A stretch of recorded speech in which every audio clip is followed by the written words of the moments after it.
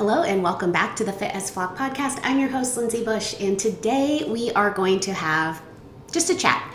I want to talk a little bit about my journey because it is just on my heart and on my mind today. So we are getting ready to go on spring break, and I was kind of in the process of switching over my summer clothes or my winter clothes to my more like spring summer clothes. So I was moving stuff from closet to closet, and when I do that, I like to try things on. Being over 35, my body changes, I feel like, every single year, so things just look and feel and sit different, it seems like, quite frequently. So it had me trying on all the things, and one of the things that was hanging in my guest bedroom closet is my prom dress that I wore, I think I was a sophomore, junior in high school. And so I always think it's kind of funny just to try it on and see if it'll fit. I've had lots of times in my life where no way, no how. And then in the last couple of years, it has fit. So it's just kind of like one of those like fun things that I like to hold on to. I'm sure that my daughter will think that it's hideous when she's old enough to go to prom, but I'm going to hold on to it. I'm going to hold on to it anyway, just for fun. So it got me thinking about keeping the dress. So there was a time that I had loaned my prom dress out and I was wanting to get it back. And so I was telling my mom this. My grandma was in town visiting, and I had said, I want to get this back, whatever. And my grandma said to me, well, I don't know why you're so concerned about getting it back. It's never going to fit you again anyway. And so that was actually said to me at a time that I was at my heaviest, not pregnant. So I was in college. I had recently met my now husband. So I met him when I was at my heaviest. And I can remember, now I don't want you thinking that my grandma was this terrible person, because she absolutely was not. She was a treasure, but different times, right? Different things were appropriate then. I mean, I'm not saying that saying something like that is appropriate, but it was just viewed much differently. And so in this exact same conversation, I can remember, telling her about Sam, and, I was smitten kitten, and she said to me, I'm just so glad that you found someone that loves you how you are right now. And what she meant by that was overweight. And I'm so thankful that I took that in stride in the moment, because about, 3 days later, she was actually killed in a car accident. So that was one of our last conversations. And that is not like my last memory of her. That is not like what I hold on to. I think that, the heart heals in mysterious ways, and that's just not what I've ever clung to. But it lives in the back of my mind, right? So we have these conversations throughout our lives that impact us in various ways. And so that's just one that I can remember having. And it's interesting to think about the impact that has on us as we move forward. And so take this further down the line. I can remember being at my corporate job, and I had changed jobs. So I got married when I was working at one place, and then pretty quickly after that went to work somewhere else. So got married, went to work somewhere else I attempted to lose weight for my wedding, went about it all the wrong ways. I have to laugh because I did the typical crash diet, because like I've said very candidly, like when I say that I've tried everything to lose weight, I really have. And so when I was preparing for my wedding, I was doing cardio 2 times a day. I was eating about 800 calories a day. I was absolutely miserable.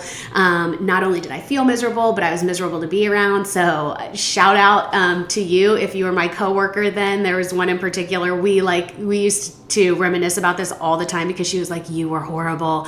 And I really was. I just, your mood is all over the place and whatnot. So anyway, after the wedding, I'm at my new job, and I had slowly put on some weight because who doesn't when they're happy and they're in love and all the things.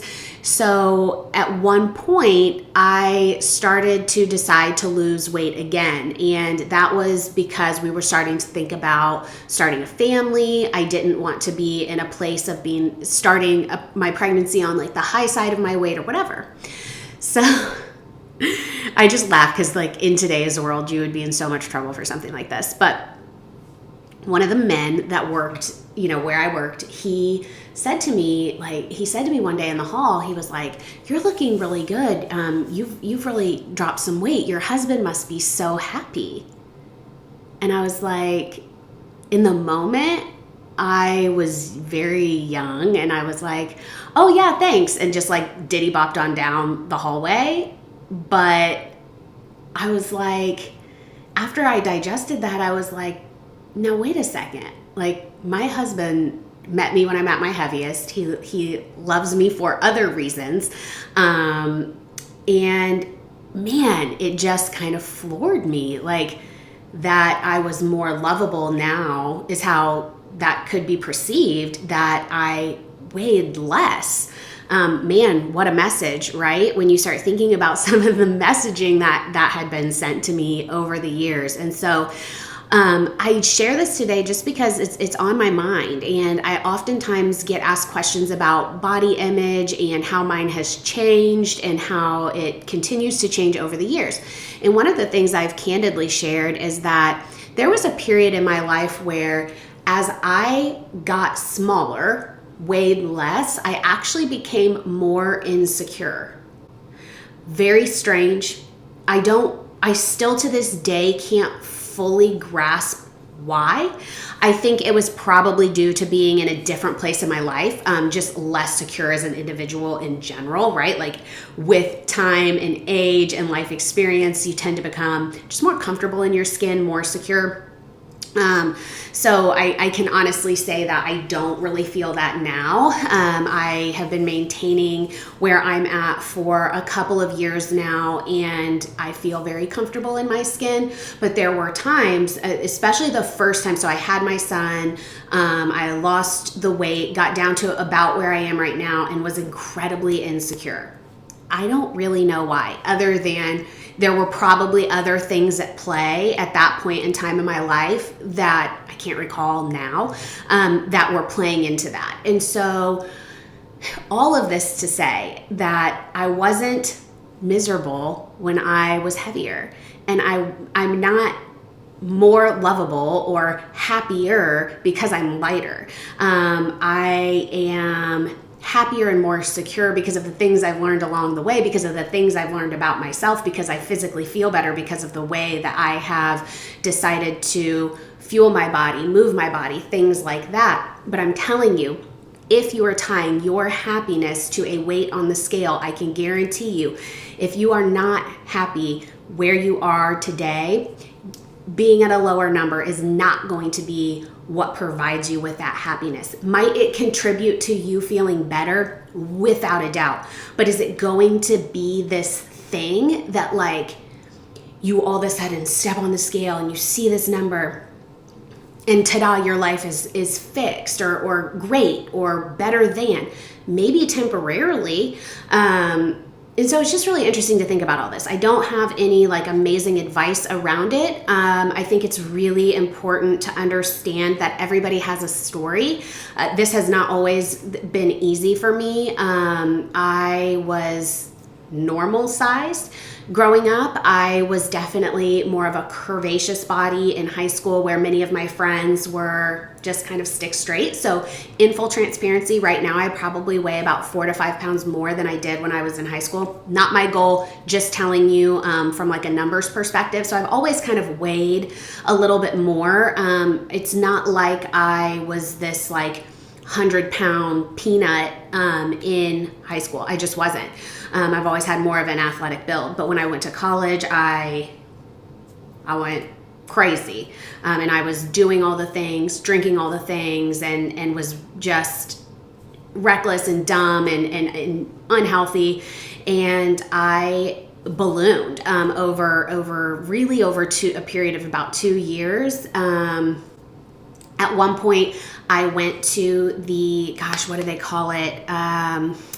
They have the health center or whatever the heck it's called on campus, but I went to like the medical director, the director of that, and he actually put me on Adipex. So that's a diet pill for those of you that don't know. Lost some weight on that, but eventually gained it all back over time, and then kind of yo-yoed from there. So I would, I lost a little bit and kept it off for a little while. Then, had various things happen in my life that just impacted me from there. So it was kind of a rocky road. Then attempted to lose weight for the wedding, did a little bit of that, put a little back on, got pregnant, lost that weight. Then I went to working full-time from home, and that was a big transition for me, where I actually gained some weight from having food around all the time and just like doing kitchen drive-bys on the regular. I put on about 10 pounds over the course of a handful of months, and then doubled down on that by getting pregnant again. So I've kind of been all over the map with my weight. And so people ask me all the time, it's like assumed. So we talked about, right, this guy like being like, your husband must be so happy. And I think about that now and I'm like, man, that is so freaking offensive. Like, not only is it so offensive, but it is so inappropriate. And to think that I am more lovable or whatever because I weigh less, man, trying to wrap my brain around that is wild. So yes, does my husband probably appreciate, or enjoy the way that I look now more than he did then? Maybe. He would probably never super candidly say that, maybe in not so many words, but I have asked him before, when we met, the funny thing is when we met, he was a huge fitness buff, went to the gym all the time, kind of looked like a meathead a little bit. And so he was the one super into fitness, and it was almost like, well, why is he with her?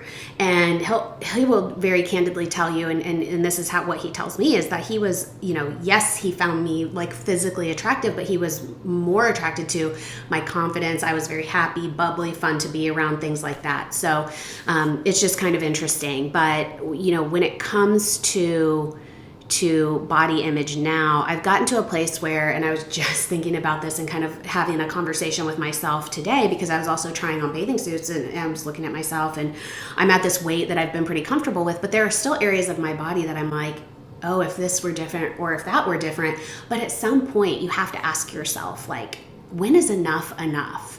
And for every single person, that answer is going to be different.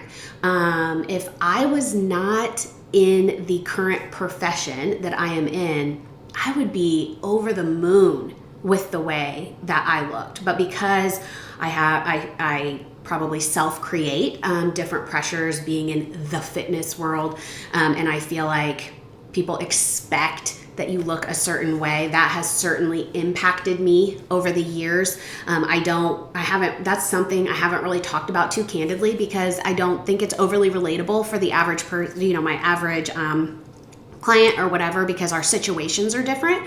But I am no different in that I can still look in the mirror and go, oh, I wish this were different, or I wish that were different. But I've also gotten to a place of just extreme self-acceptance that the thing about how I live right now is I can live this way for the rest of my life without a lot of struggle. I eat things that I love. Nothing is off limits. And at the end of the day, I feel confident in my skin. I feel comfortable in my skin. And I don't want to, throw that in somebody's face or whatever, but I've worked hard to be where I am. And I think enough is enough. And every time I've gotten to this place of going, oh, but just a little bit more, or just a little bit more, or let's just do a little bit more, it always backfires without fail. And I don't know, it is probably just like an extreme case of self-sabotage, but it happens every single time. So if you find yourself, looking back in your life and realizing that, toxic comments were made to you and you're carrying them forward today, I would invite you to explore those. It's interesting. They definitely live in the back of my mind. And I think the thing that I take away from it the most is that I just want to make sure that I don't ever put that kind of pressure or commentary on my daughter. And I can already see how that can be difficult, because anytime someone has made a comment to me, I truly believe it is from a place, or at least in my family, we're not going to talk about the guy in the office. It's from a place of love and wanting to ease any suffering or struggle that is perceived that could happen, right? So, anytime we can protect our children from potential future pain, we want to try to do that. And I think that many of those comments were coming from that, right? Like you want to, if you feel like your child is going to be, feel some kind of way or feel rejected or feel insecure, you want to try to stop that for them. And I just want to be eyes wide open that I don't make comments not only about myself, but ever towards her, that would make her feel that way. I would hope that at this day and age, we're a little bit more aware from, a body image perspective, but it's not gone by any stretch of the imagination. And so I think about that a lot, and I don't know exactly how I'll handle it, right? She's 3. So we talk a lot about being strong and, making sure she eats enough food so that she feels good and has energy. And that's primarily what we talk to our kids about when we talk about, movement or why we exercise and eating and things like that. But we're really not big on extremes when it comes to our kids in really any way. In our parenting, and I'm not going to sit here and tell you I'm some expert parent, because I'm absolutely not. And I do a lot right, but I do a lot wrong too. So this is more just the things that I think about when it comes to all of these things. I will say that probably one of the most impactful things that I've had in my life that have helped me be as comfortable with who I am and how I am and all those things is surrounding myself with people that lift me up, and primarily that's through my clients. I have a group of clients that have been with me for many years, and those women are truly life givers. They are the people that are going to build you up on that hard day, and they do it not only for me but for each other. And I think without that would be really difficult. Also my mom, my mom has, I think empathized with me many times about seeing me yo-yo with my weight and struggle with it and be frustrated by it and be embarrassed by it and things like that. But her approach with me has always been from a place of support. So if I've asked for support around it in any way, she's just always been there to give it. So I can remember being in college, and I had started to gain weight my freshman year, and my mom was coming to visit, and I was like, I want to go shopping because I'm tired of trying to stuff myself into these jeans that I no longer fit in. And she was like, okay, let's go. And there were no comments, there was no judgment, there was nothing like that. And so she grew up, right, from her mom. Always, she was never just right. She was always either too thin or too heavy. There was no middle of the road. Now, again, my grandma's was not this terrible person by any stretch, but it was different. What was perceived as okay then was much different than now. And you can see it even if you watch like old movies. I see it when I watch old Disney movies all the time. I'm like, oh my gosh, there's no way that would check out in today's world. But so I tell myself that, how can I meet myself from a place of acceptance? And it's a daily battle, right? So I try to really focus on the things that I'm proud of with my body and accept the things that I'm not. I just don't focus on those. So, people will say, whatever, oh, I don't like the way I look from behind. And I'm like, I just don't ever look back there. And I always say, like, if you don't like it, don't look at it. So, that's kind of been my approach. But all of that to say, if you're struggling, hopefully this will help you feel less alone, maybe somewhat relatable, but no deep message today, more just sharing a little bit of my story and my journey. So I hope that you enjoyed it. I appreciate you listening as always, and I look forward to chatting with you on the next one. Talk to you soon. Love you all. Bye.